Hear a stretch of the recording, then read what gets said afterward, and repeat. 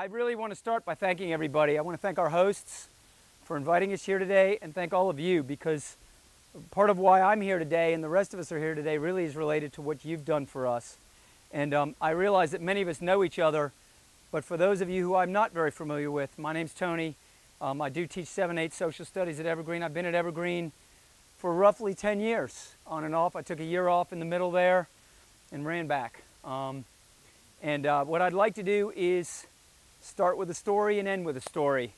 My students know I like to tell stories, and my purpose is really, I think, to explain why we're here and what we do and why it matters that you've done what you do. And so if you would, put up with me for a moment. I started teaching at a school that was a school for juvenile offenders.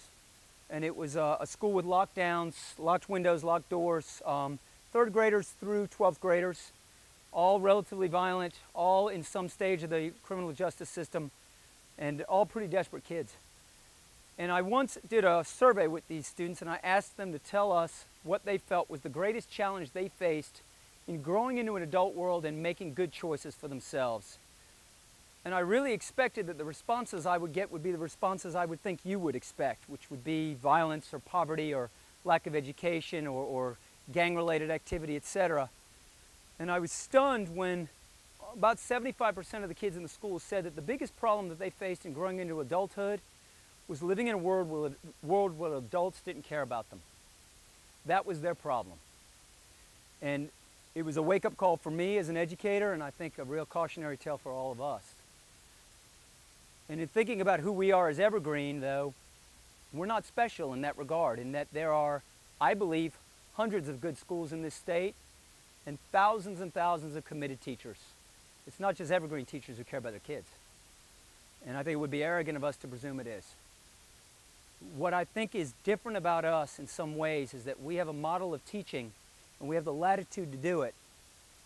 And that is, we use an expeditionary model that integrates school expeditions, experiential learning, high expectations, and you. We have a community of people that has to be involved. We have to act as a village to teach these kids. And someone once said, it takes a village. And if you spend any time in a classroom, you know it's true. And I think that's part of why we're successful in what we do, is that village situation. But I'd also like to set a little perspective for all of us, and I love to do this in the classroom, and the kids will remember this, where I sometimes ask them to close their eyes. And for those of you who are willing to trust me, I ask you to close your eyes for a minute and put yourself back to being an elementary school kid. Remember what it was in your elementary or your middle school. Remember the hallways. Remember the classrooms. Remember the teachers. Remember what it felt like for a minute. And then open your eyes again. And I challenge you to think about this. How important were those days in setting you on the path you went on? How critical were those relationships? And for some of you, they may have been positive, and for many of you, they may have not been. Middle school can be its own special place for many people. But the next thing I'd like you to ask you to do is to ask the students who are currently with us, or ask these students who've graduated, how important it's been to them. How important their experience with us has been to setting them on the path to making those good choices. And really, I trust them completely. I haven't prepped them for this. Ask them if they felt they were cared about. And I think that's part of what is different at Evergreen is this. These are the same kids who ask us to tutor them when they're struggling in high school, after they've left us. These are the same kids who beg us to serve on their senior class project mentor committees.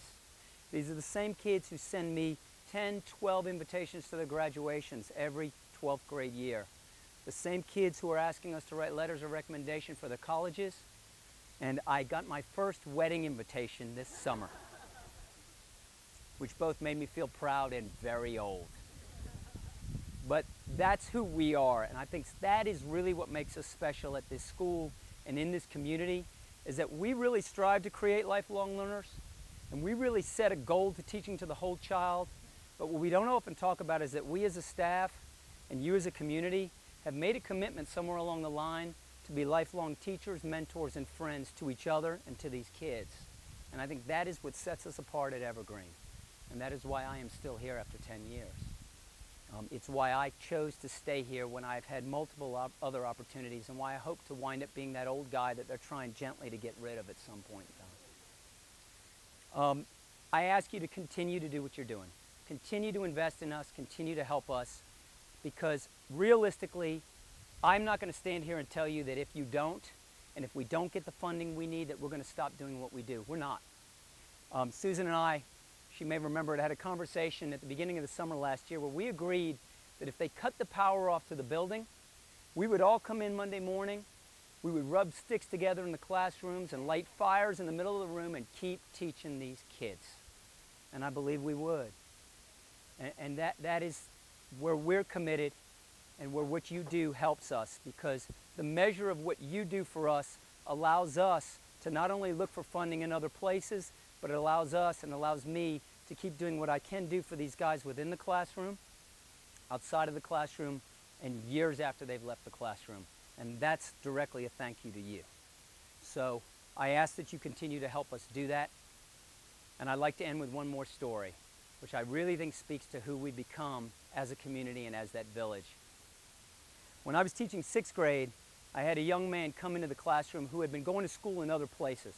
And he had joined Evergreen because his mother was desperate. And I found out why very quickly. He came into the classroom, and almost from the first day it was obvious he was academically gifted and an absolute academic failure. He could not pass a class. And it was very clear from the first week that he was an extremely likable young man and didn't have a friend in the world. He was a total social pariah, and he struggled. And through the year, he made progress, and things began to get better for him. And by the end of the year, he was really doing well. And just before graduation from 6th grade, I got a letter from his mother.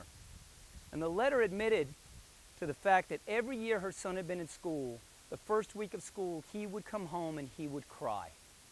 And she would hug him, and he would tell her how miserable and unhappy he was. And that she was stunned because the very first week at Evergreen, she picked him up in the parking lot, and every day he cried. And she quietly just hugged him and told him she loved him, and she lasted about 3 days.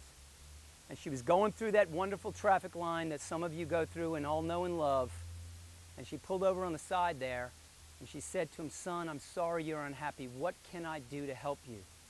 And he looked at her and he said, "Mom, I'm not crying because I'm unhappy. I'm crying because I love my school." And she told me in this letter that she pulled over right there and sobbed in that parking lot with her son because she knew she had found the right place. Now, don't get me wrong, this kid had a lot of struggles. But he's succeeded, and he's doing well, and he's going to college now. This was years and years ago. And that's part of what you've helped create, is what we can do for these kids. And the thing that I remember the most about him is really a thanks to your students, because we went to our graduation from 6th grade, we went to a rock climbing wall for 3 days, a camp out. And this boy said, he admitted to everybody that he was petrified of climbing. He was petrified of heights. And I stepped out and watched your kids surround this boy and help him get that harness on and convince him to climb 2 feet up that wall. This is how far he got. And tears running down his face, shaking. And he came back off that wall, and they cheered that boy, and they screamed his name and chanted for him. And that's when I got to cry. I stood in the back and I wept because of what we've managed to create together. And I think that's what we do. So I'm asking you to keep doing what you do and help us find others that will contribute to doing what we do, and recognize that it's those little things. What it comes down to is it's Marnie at 7:30 in the morning tutoring your kids and you don't even know she's doing it. It's Kevin who's going every Friday night to a football game to watch a kid that he has not seen in a classroom in 6 years and just show his face to show that support. It's Joe who's building the climbing wall with discarded pop cans in a cage out in the parking lot. You know, it's Sue who created this music program out of a storage closet. Okay, and it's Chris Weaver who's on the field this morning playing Capture the Hoops with the kids. That's what we do. That's who we are. You've helped create it. Thank you. Please keep doing it.